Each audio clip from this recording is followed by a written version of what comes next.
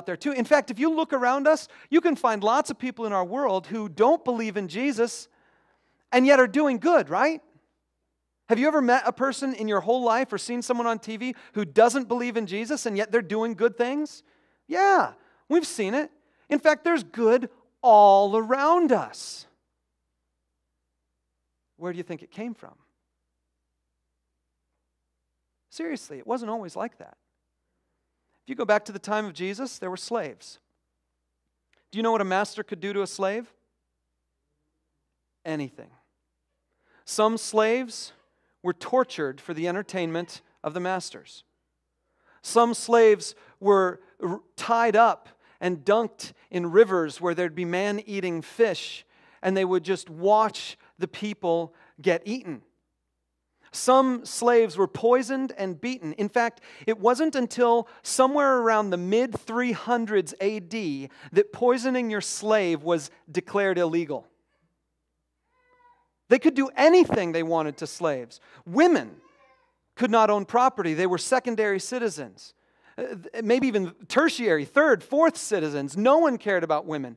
If you were married and you were a guy and you were married, you could do whatever you wanted basically to the woman. You could kick her out for any basic reason whatsoever. And it wasn't until around the 300s when there were laws about why you could or couldn't divorce. What about forgiveness?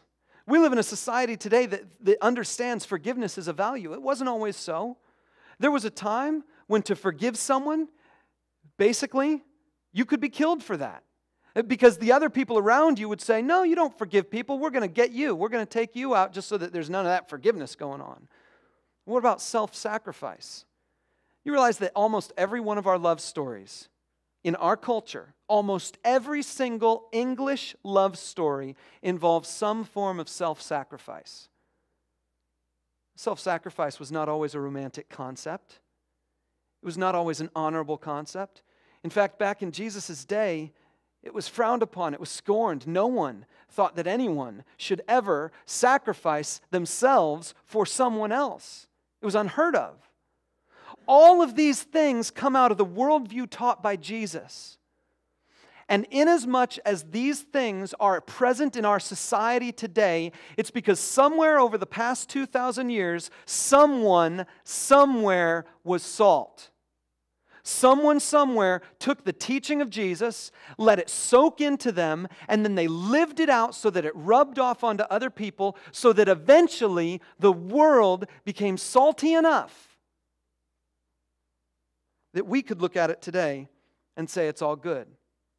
Jot this down.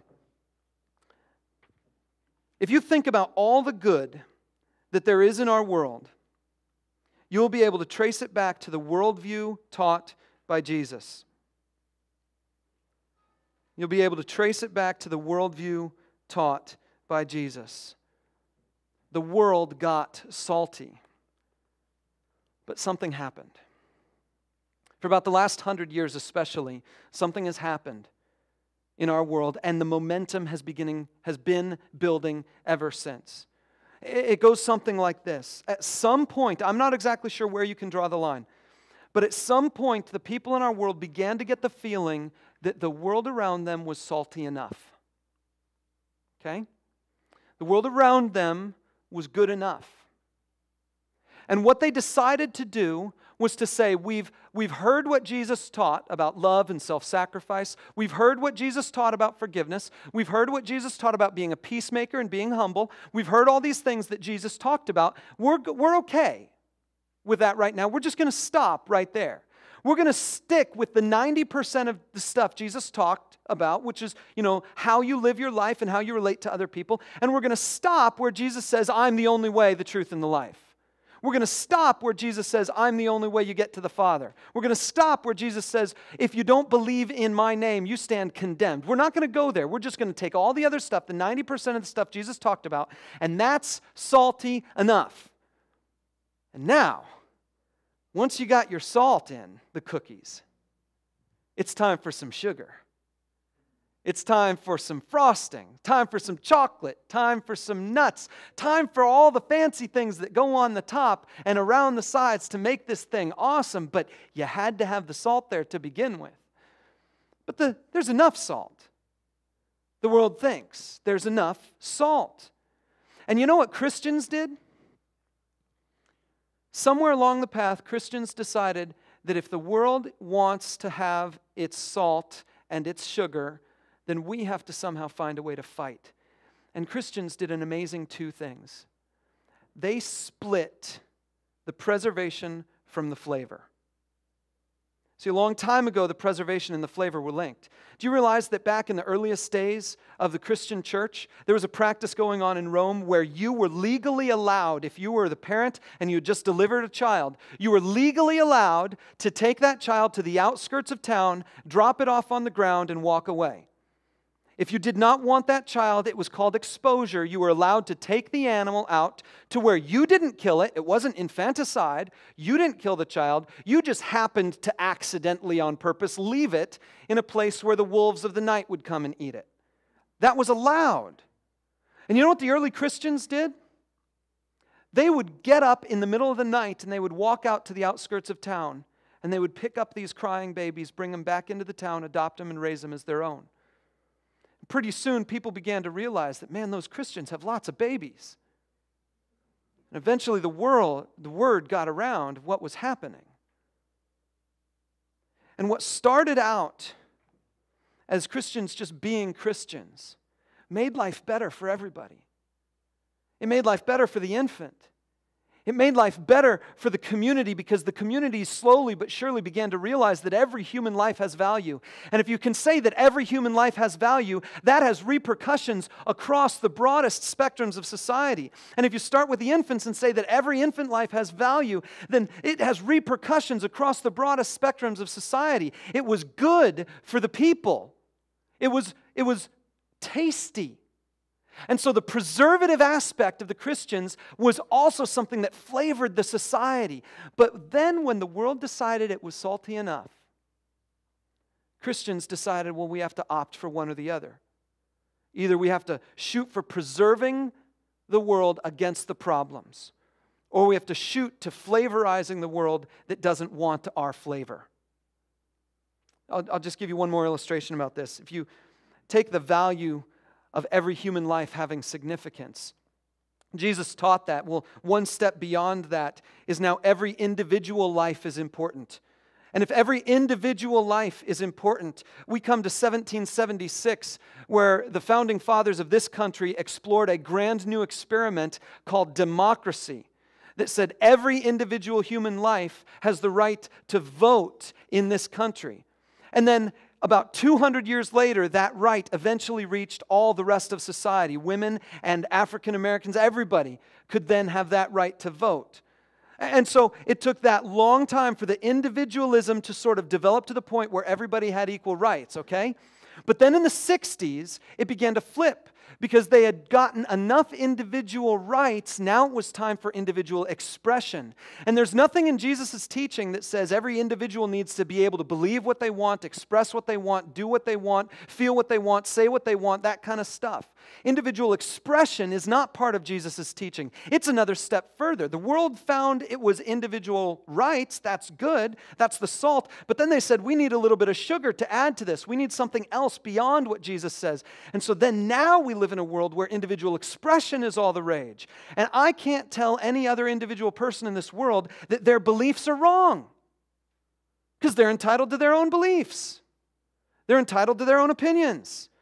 And individual expression has become the rule of the day.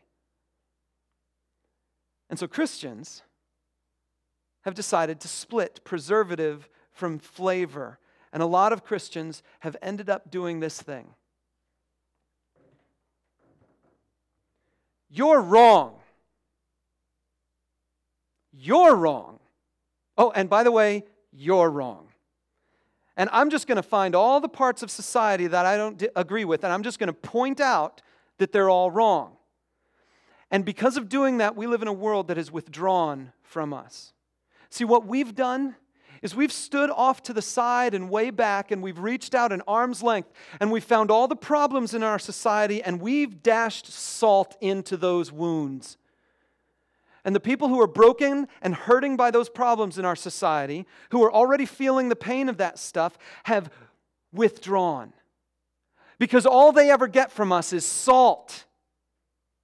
And we're pouring it in their wounds. But you know what? In fact, jot this down.